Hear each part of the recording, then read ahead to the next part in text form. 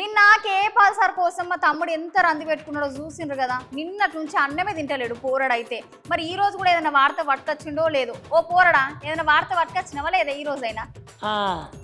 వచ్చినవా? ఇక వస్తావు.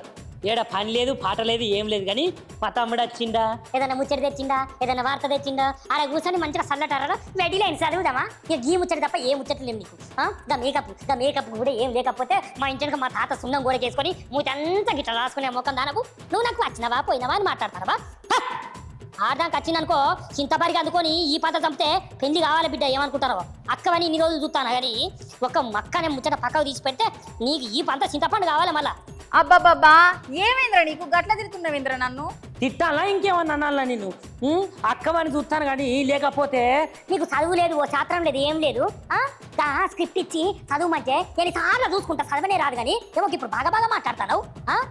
వామ్మో వామ్మో, ఎన్నెన్ని మాటలు అంటున్నావురా నన్ను. ఎద్దులో ఉన్న ఏడిస్తే దరిద్రంగా ఉంటది. ఈ రోజు సాయంత్రం పోయినాక అయ్యకు ఫోన్ చేసి చెప్తా చూడు. అమ్మో, ఈ మాటలు పడడం నా వల్ల కాదురో నీతోని. అయ్యకి చెప్తే నేనేమన్నా భయపడతానా? నువ్వేమన్నా నాకేమన్నా పెద్ద పులివి అనుకుంటానవా? చిన్నప్పుడు దోస్తుల కాడికి పోయి సోపతి కానీ దాని పాపడే బిల్లలు, పక్క పిన్నులు, హ్యాండ్ బ్రష్లు, ఉడుకు దిక్కులు ఇవన్నీ తీసుకొచ్చుకునే ముఖం దానా నువ్వు నాకు చెప్తానవా?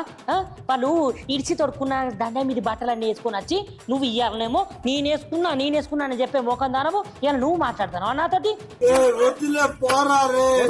నువ్వు ఎన్ని కథలు పడ్డా కూడా ఇలా సాయంత్రం నువ్వు ఇంటికి వచ్చిన తర్వాత మూలకున్న ముసల్దాన్ని కట్ట నీ మీద ఇరగకపోతే నన్ను అడుగు బిడ్డ. నువ్వైతే రా బిడ్డ, ఇయ్యాల నీకున్నది. ఎట్లా తిట్టినాక? మంచిగా తిట్టినా? పదాలు మంచిగా వచ్చినాయా? మన తిట్టి నీకు మంచిగా నచ్చినాయా అక్క? చూసారా సార్ డబుల్ యాక్షన్. ఓ రెజ్జిల్కర పొట్టోడా, కొంచెమైనా సిగ్గు ఉన్నదారా నీకు? నన్ను గన్నన్ని మాటలని కూడా మళ్ళా ఎట్లా తిట్టినా అంటున్నావేంద్రా? ఏ ఊకో అక్క, నమ్మినవా? ఇదంతా బుస్సు. నిన్ను తిట్టటున్నా అక్క. అయినా నేను ఎప్పుడైనా తిట్టినా? కానీ మన సీనియర్ ఎన్టీ రామారావు సార్ ఉన్నాడు కదా, గా ఎన్టీ రామారావు సార్ భార్య లేదా లక్ష్మీపార్వతి మేడం, గా లక్ష్మీపార్వతి మేడం ఇవాళ ఈ చంద్రాల సార్ను, రేవంతం సార్ను, పురంధేశ్వరి మేడంను వీళ్ళందరినీ పొట్టు అరుచుకున్నది. వాళ్ళందరినీ మస్తు తిట్టినాక నీకు తెలుసో తెలియదో ఒకసారి నువ్వు కూడా ముచ్చటిను. అతని జీవితంలో మూడోది లేనేడు. అందువలన అటువంటి అధికార పిపాసి, అటువంటి వెన్నుపోటుదారుడు, అవినీతి పరుడు, మరి అట్లాంటి వ్యక్తి మీద మీకు పైగా 75 ఏళ్ళ వయసు వాడు ఇప్పుడు ఏం చేస్తాడు? మైండ్ పోయి తిరుగుతున్నాడు అతను. అందువల్ల ఇంక పోనీ అతను కాదు, అతని కొడుకు అంటే అతని కొడుకును ముఖ్యమంత్రిగా ఒక్క నిమిషమైన ఊహించగలమా? అలాంటి దగులుబాజీ మన రాష్ట్రాన్ని ముఖ్యమంత్రి అంటే అసలు చాలామంది నిద్ర కూడా పోవాలి చెప్పాలి అంటే. రేపు బలవంతంగా అతన్ని రుద్దడానికి ఇతను ప్రయత్నం చేస్తూ ఉన్నాడు.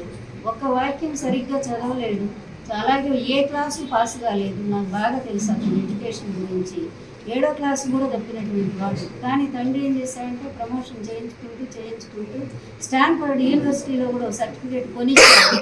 ఆ రోజు ఆయన ఉన్నారు కదా సత్యం రామలింగరాజు గారి చేత 60 కోట్లు పెట్టి ఒక సర్టిఫికేట్ కొని ఆయన చేతిలో పెట్టి పొమ్మన్నాడు.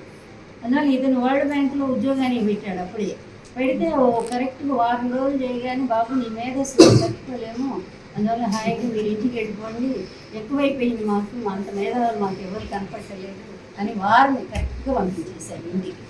ఓ గదా ముచ్చట, నీ దున్నపోతు మొకపోడా గవర్న అడ్డం పెట్టుకుని నన్ను తిడుతీవి కదరా నువ్వు చేయబట్టిన మేకప్ అంతా పోయింది పోరనుకుని వాడైతే.